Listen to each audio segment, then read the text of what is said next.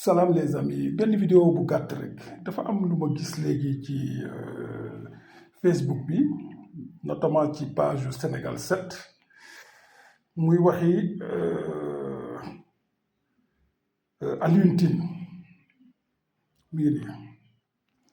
bon xaar leen ma wan leen ko mu gën a leer. Donc Sénégal 7 moo ko publié visite du président Diomaye Faye en France.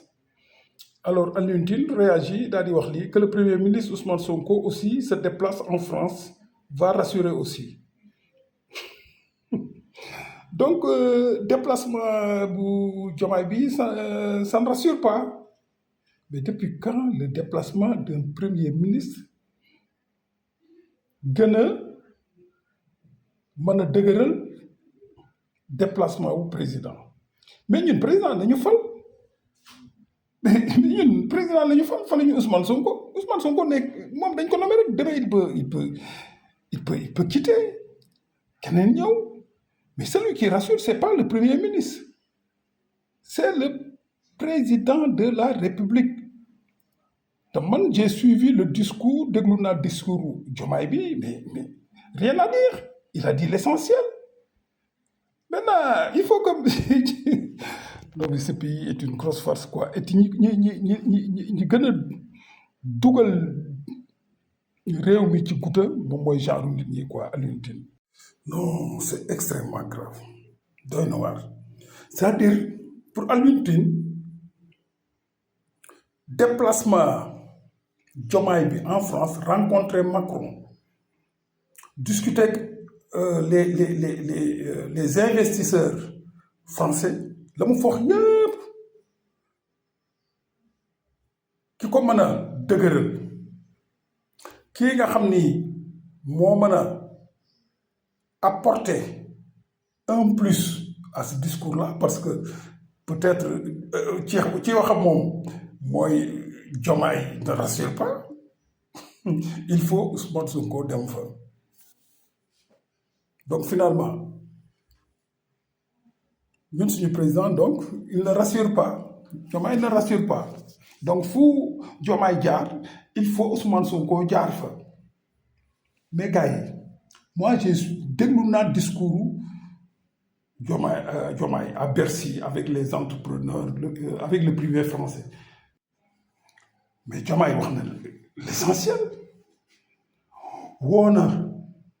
privé bi français pour ñu ñëw jàppale ko malgré le fait que boo liree les commentaires tubaab yi les citoyens français ñoom seen réew fi ñu toll nii la ñu taluñu beneen réew parce que ils sont dans les difficultés ñoom français yi bu ñu defoon nank d'ailleurs François Bayrou mois prochain il risque de sauter à cause de la dette et des mesures correctives yi nga xam ne moom la bëgg a indi ñoom donc dañu am ay problèmes ñoom français yi teewul mais Diomaye ñëw na il a été bien reçu à l'Élysée mu dem Bercy waxtaan ak entrepreneurs yi jox leen véritablement boppam quoi leen ils sont parce que France dégage bi léegi nekkatu fi abatul wan leen ni français yi ben yéen nos relations sont historiques day dépasser yenn contingences yi mais qu'est-ce que Alioune Tine veut de plus c'est-à-dire dem foofu Ousmane Sonko nekk di fa wax ay waxu nax sa fantan quoi ay patriotisme ak ay souverainisme ak ay win-win ak gagnant partenariat waaye da bëgg loolu la ñu bëgg a dégg est-ce que actuellement non on n'a pas besoin de ça on a juste besoin d'un président boo xam ne nit ñi wóolu nañ ko te nii ma gisee la réaction dans la salle des entrepreneurs français ils sont prêts à venir au Sénégal Ousmane Sonko na toog fii jarul bu fa dem Alioune Tine yow tamit vraiment fii par jéem nga quoi waaw yéen ñi yéenay xalal Ousmane Sonko muy def yii muy def fu Diomaye dem quelques semaines après moom tamit mu topp ci mel ni Diomaye matul li ñu ko falee mais arrêtez seen suxlu yooyu yéen deful leen da ngeen di yàq quoi laissez Diomaye travailler il est dans la bonne dynamique ñun loolu la ñu soxla. D'ailleurs un séminaire intergouvernemental est prévu dans ce sens. Pourquoi là vouloir coûte que coûte organiser un voyage officiel encore pour le Premier ministre hein? Hein? Comme on a comme ni mu ko defee woon fële ca Chine ak Turquie hein, di toppi tànki président bi pourquoi il faut faire confiance au président de la République Alioune Tine il faut faire confiance au président de la République mi ngi def liggéeyam même si quelque part il y a des difficultés mais Ousmane Sonko mi ngeen bëgg jël